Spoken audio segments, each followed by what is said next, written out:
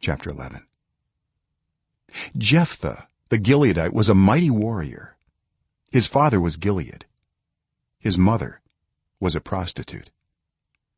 Gilead's wife also bore him sons, and when they were grown up they drove Jephthah away. "You are not going to get any inheritance in our family," they said, "because you are the son of another woman."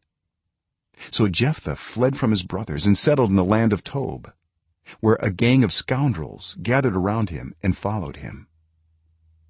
Sometime later, when the Ammonites were fighting against Israel, the elders of Gilead went to get Jephthah from the land of Tob. "Come," they said, "be our commander, so we can fight the Ammonites." Jephthah said to them, "Didn't you hate me and drive me from my father's house? Why do you come to me now when you're in trouble?"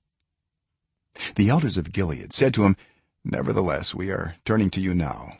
Come with us to fight the Ammonites, and you will be head over all of us who live in Gilead." Jephthah answered, "Suppose you take me back to fight the Ammonites, and the Lord gives them to me. Will I really be your head?" The elders of Gilead replied, "The Lord is our witness. We will certainly do as you say." So Jephthah went with the elders of Gilead, and the people made him head and commander over them, and he repeated all his words before the Lord in Mizpah. Then Jephthah sent messengers to the Ammonite king with the question, "What do you have against me that you have attacked my country?" The king of the Ammonites answered Jephthah's messengers, "When Israel came up out of Egypt, they took away my land from the Arnon to the Jabbok, all the way to the Jordan. Now give it back peaceably." Jephthah sent back messengers to the Ammonite king, saying, "This is what Jephthah says: Israel did not take the land of Moab or the land of the Ammonites. But when they came up out of Egypt, Israel went through the wilderness to the Red Sea and on to Kadesh. Then Israel sent messengers to the king of Edom, saying, 'Give us permission to go through your country.' But the king of Edom would not listen. They sent also to the king of Moab, and he refused. So Israel stayed at Kadesh.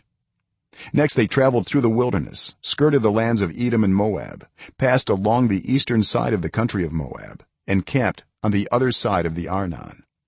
They did not enter the territory of Moab, for the Arnon was its border. Then Israel sent messengers to Sihon king of the Amorites, who ruled in Heshbon, and said to him, 'Let us pass through your country to our own place.' Sihon, however, did not trust Israel to pass through his territory. He mustered all his troops and encamped at Jahaz and fought with Israel. Then the Lord, the God of Israel, gave Sihon and his whole army into Israel's hands, and they defeated them. Israel took over all the land of the Amorites who lived in that country, capturing all of it from the Arnon to the Jabbok and from the desert to the Jordan. Now, since the Lord, the God of Israel, has driven the Amorites out before his people Israel, what right have you to take it over? Will you not take what your god Chemosh gives you? Likewise, whatever the Lord our God has given us, we will possess. Are you any better than Balak son of Zippor, king of Moab? Did he ever quarrel with Israel or fight with them? For 300 years Israel occupied Heshbon, Aroer, the surrounding settlements, and all the towns along the Arnon. Why didn't you retake them during that time? I have not wronged you, but you are doing me wrong by waging war against me.